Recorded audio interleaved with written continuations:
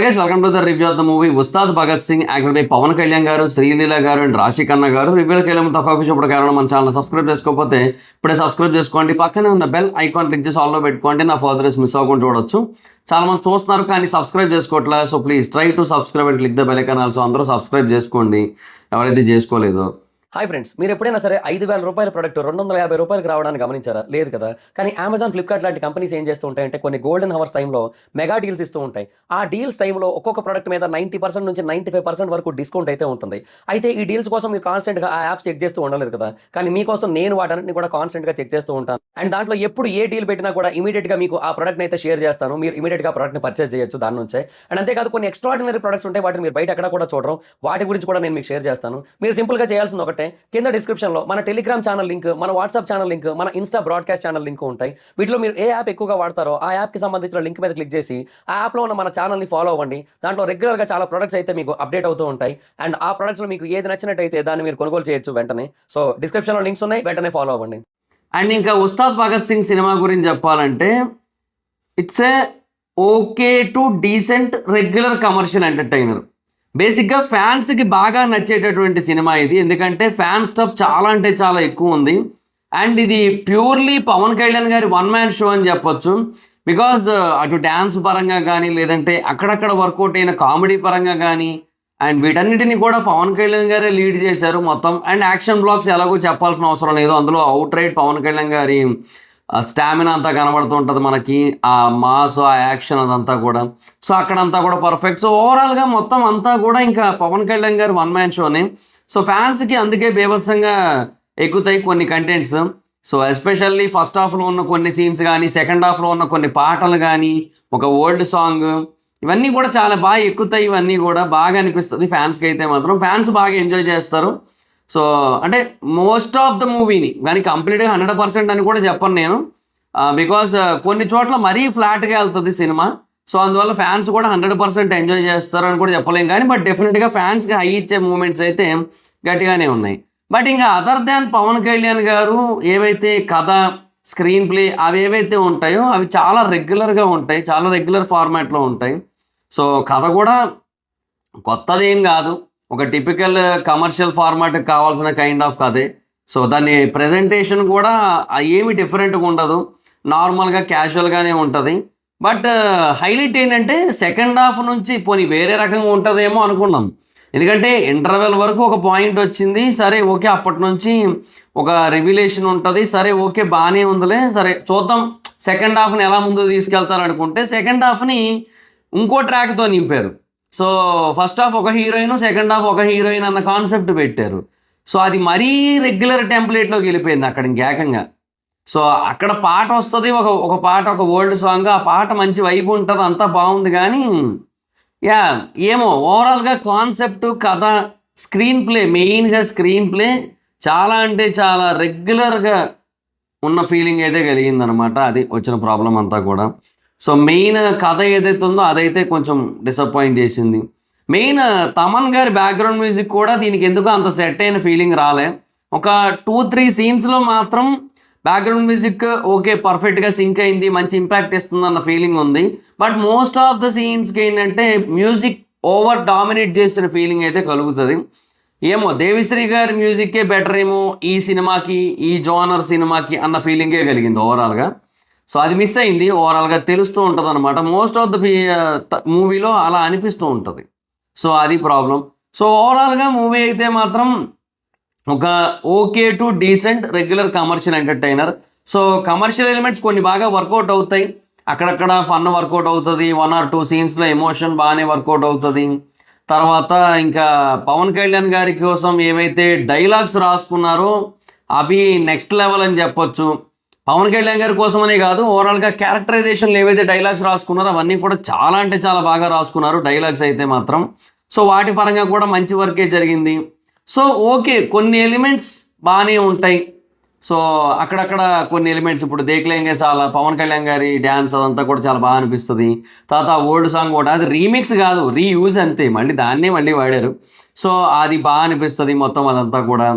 So అక్కడ కొన్ని ఒక పాత సినిమాది పోస్టర్ ఒకటి వస్తుంది, అది కూడా బాగా అనిపిస్తుంది. అంటే కొన్ని చెప్తున్నా కదా ఫ్యాన్ స్టఫ్ అది బాగుంది, కొంచెం ఫ్యాన్స్కి బాగా ఎంజాయ్ చేయడానికి కొంచెం మంచి స్టఫ్ అయితే ఉంది.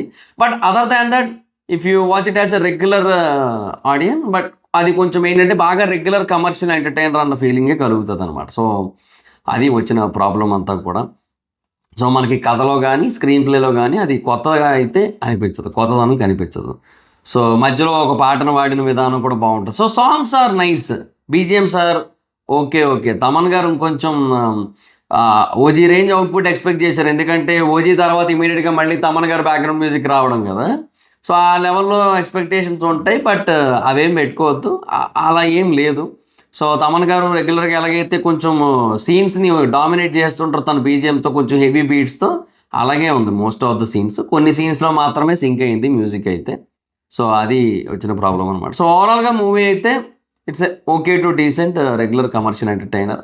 So end of the day Pawan Kalyan garu చాలా బాగా చేసినప్పటికీ, పవన్ కళ్యాణ్ గారు చాలా ఎక్స్ట్రాడినరీగా పర్ఫామ్ చేసినప్పటికీ, డ్యాన్స్ చేసినప్పటికీ, ఈవెన్ సెల్ఫ్ ట్రోలింగ్ లాగా కొన్ని చేసుకున్నప్పటికీ కూడా, ఏదో ఒక కామెడీ ట్రాక్ ఏదైతే ఉందో అది ఇంకా ఆయన మీద ఆయనే సెటైర్ వేసుకున్నటువంటి కైండ్ ఆఫ్ థింగ్ అది చేసుకున్నప్పటికీ, అయినప్పటికీ కూడా ఓవరాల్గా స్క్రీన్ ప్లే బాగా వీక్ ఉండి, స్టోరీ కొంచెం వీక్ ఉండి ప్రాబ్లం అనిపిస్తుంది అనమాట. అది వచ్చిన ప్రాబ్లం అంతా.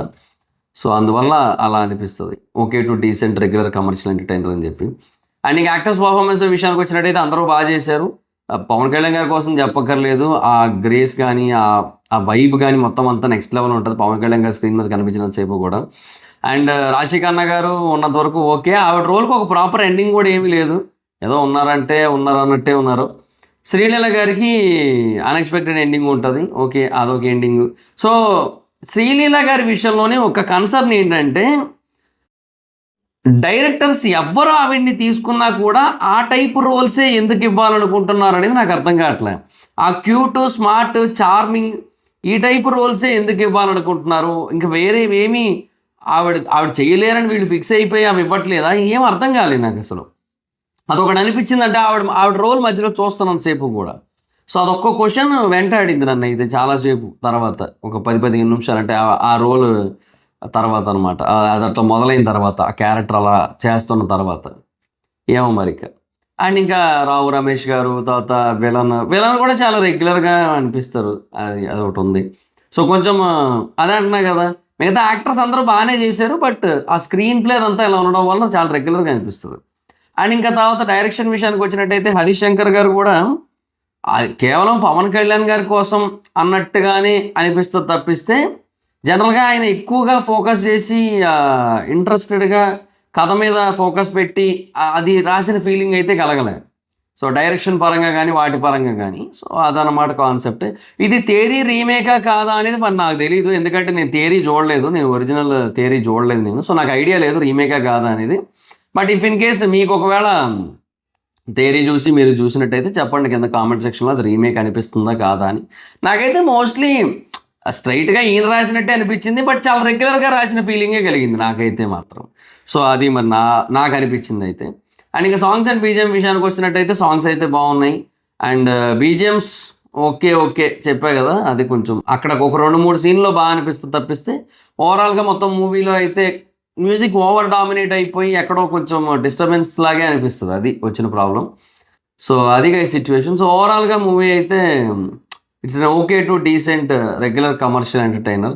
అండ్ ఇంకా సోది లేకుండా ఒక ముక్కలో ఈ ఉస్తాద్ భగత్ సింగ్ సినిమా గురించి చెప్పాలంటే, ఏమో ఉస్తాదా భగత్ సింగ్ అనేది పక్కన పెడితే, జనరల్గా it is all about Pawan Kalyan garu అంతే. It's not about Ustaad, it's not about Bhagat Singh, it's all about Pawan Kalyan garu అంతే. అదైతే చెప్పొచ్చు. మధ్యలో ఒక డైలాగ్ ఉంటుంది ఫ్యాన్స్ది, అభిమానులది, అది భలే ఉంటుంది అది. సో అందుకే అన్న it is all about Pawan Kalyan గారు, it's not about Ustaad, it's not about Bhagat Singh, అట్లా అనమాట. సో అంతే ఇంకా. So one man show. So Pavan Kalyan గారి కోసం పవన్ కళ్యాణ్ గారి ఫ్యాన్స్ వెళ్ళొచ్చు, పవన్ కళ్యాణ్ గారి కోసం జనరల్గా వెళ్ళేవాళ్ళు వెళ్ళొచ్చు, అలా ఉంటుంది. అది వాళ్ళకి బాగానే అనిపిస్తుంది. బట్ జనరల్గా కథలో కొంచెం కొత్తగా ఎక్స్పెక్ట్ చేసే వాళ్ళకి రెగ్యులర్గా అనిపిస్తుంది స్టోరీ అయితే మాత్రం. అండ్ ఆ కమర్షియల్ ఎలిమెంట్స్ ఏవైతే ఉన్నాయో అవి కూడా చాలా రెగ్యులర్గా అనిపిస్తాయి, అది పాయింట్. అండ్ ఇంకా చోదు లేకుండా చెప్పాను ఆల్రెడీ, దీని గురించి అయిపోయింది. సో ఈ మూవీకి జనరల్ మూవీ రేటింగ్స్ ప్రకారంగా నేను ఇచ్చే రేటింగ్ అయితే I will give 3.4 out of 5. So that's guys, this the video కనుక మీకు నచ్చినట్టయితే లైక్ చేసి వీడియోని షేర్ చేయండి. ఇప్పుడు ఒకవేళ మన ఛానల్ సబ్స్క్రైబ్ చేసుకోకపోతే ఇప్పుడు సబ్స్క్రైబ్ చేసుకోండి. పక్కనే ఉన్న బెల్ ఐకాన్ క్లిక్ చేసి ఆల్లో పెట్టుకోండి. నా ఫర్దర్స్ మిస్ అవ్వకుండా చూడొచ్చు. చాలా మంది చూస్తున్నారు కానీ సబ్స్క్రైబ్ చేసుకోవట్లా. So please try to subscribe and click the bell icon also. నా ఇన్స్టాగ్రామ్ ఐడి జోరస్ మీద అక్కడ వచ్చి ఫాలో అవ్వచ్చు. Thank you so much. బాబా మీటర్ నెక్స్ట్ వీడియో. Bye bye.